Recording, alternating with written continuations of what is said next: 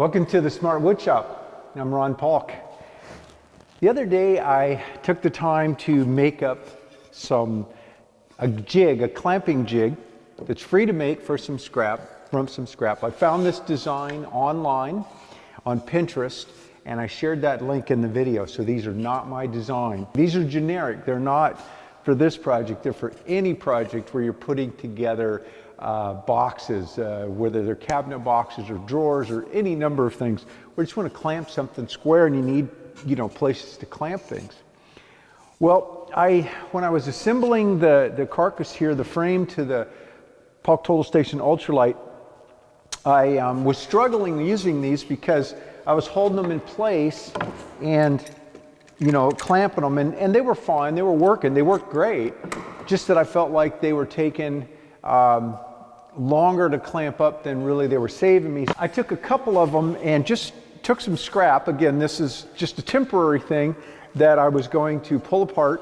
In fact, I'm going to pull apart. I just wanted to show you in this video before I did.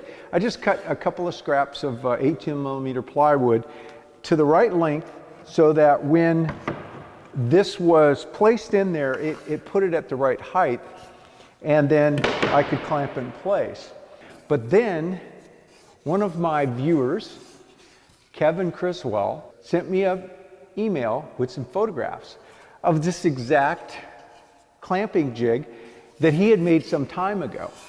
And he said that he made one modification that made them much more efficient to use. No need to temporarily make up this kind of stuff for every single project. They can just stay generic, but with a little dado along the two sides that make the 90.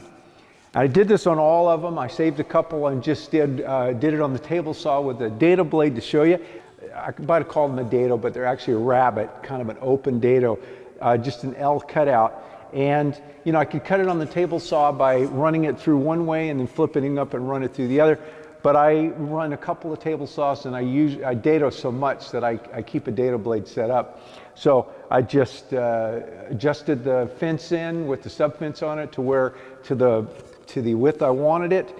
And I think for the most part, I wanted it thinner than the cut to be not as wide as the materials I would use. So I figured ½ an inch is pretty typical, or wider. So it looks like maybe I'm a 1/4 inch by 1/4 inch.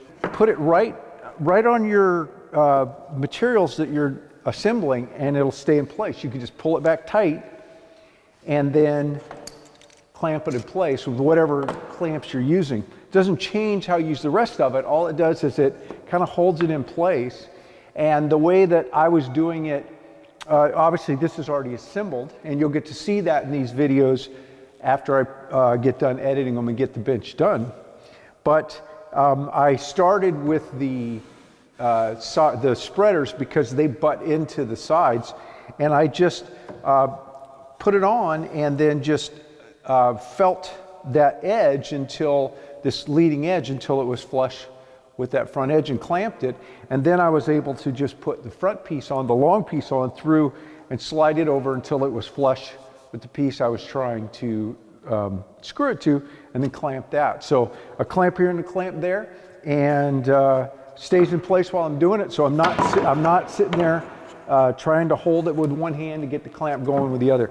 So simple thing, a little change to it. And again, I want to thank Kevin for taking the time to write an email and send me a couple of photos and show me the details. Now, the previous video showed you how to make these. Again, not my design. Give full credit to somebody else. I just went online and found it, and there it is.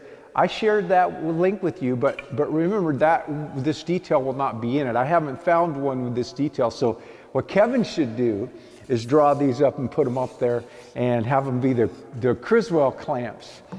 Great idea.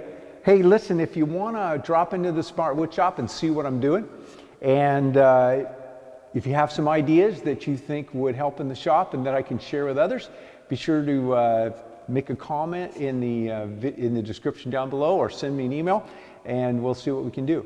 Hey, if you want a set of workbench plans, or you want a set of the Smart Woodshop plans, you can click on the link right here in this video Be sure to subscribe.